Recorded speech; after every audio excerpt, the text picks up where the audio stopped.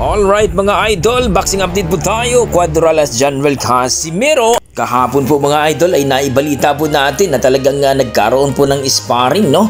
Itong ating pambato na si Cuadralas General Casimero at itong si Marlon the Nightmare Tapalis mga idol. Nung nasa MP pa itong si Cuadralas Casimero, kitang-kita nga dito mga idol na kung saan ay talaga namang literal na talagang nabugbog daw itong si Marlon Tapalis daw dito.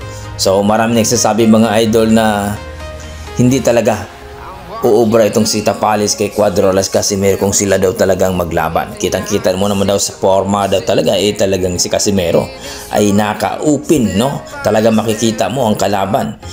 Ika nga parang sinauya Inoue mga idol na hindi talaga nagka-cover masyado mga idol.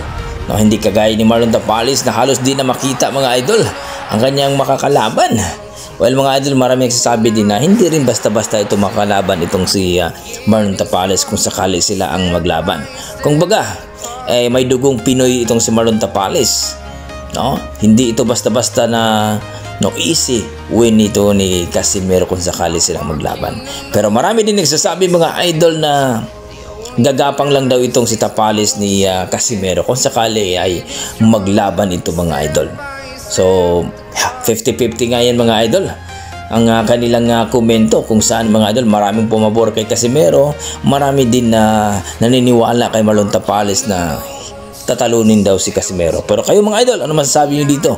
Kung sakali talaga na itong si Marlon Tapalis ay makakasagupa niya ang nag-iisang angas ng Pinas, hindi imposible yan mga idol sapagkat parehong boksingero at talagang maangas din itong si Tapalis.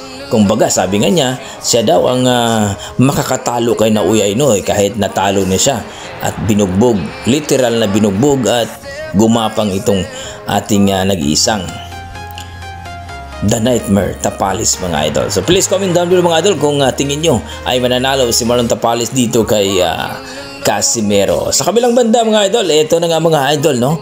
Kahapon po ay pinakita talaga ng ating nag-iisang angas ng Pinas ang kanyang latest body mga idol, na kung saan ay naglalaro na nga ito ng 125 to 126 pounds mga idol. Pero hindi pa rin nawawala ang pag-alala ng ating mga boxing fans na maulit-uli ang nangyari nung nakaraang taon mga idol na mag-overweight si Casimero. Well mga idol, tumimbang si Casimero nung nakaraan ng 123 pounds mga idol, isang libra lang naman, kumbaga isang pounds lang naman ang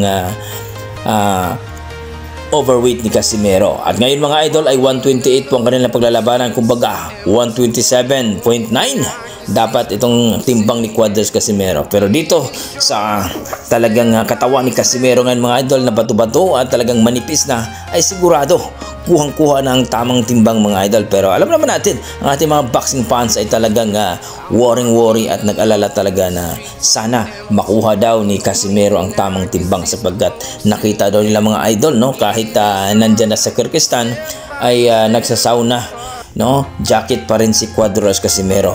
So itong si Kamida mga idol ay nagsasabi na easy win daw itong si Casimero sapagkat hanggang ngayon ay nagsauna jacket pa rin daw. So titirahin daw sa budiga itong si Casimero ni Kuniski Kamida at matatalo daw ang ating pambato. Pero ayon sa ating mga boxing fans, in your dreams Kamida, sapagkat itong si Cuadralas Casimero ay pinaghahandaan daw talaga niya itong laban na ito.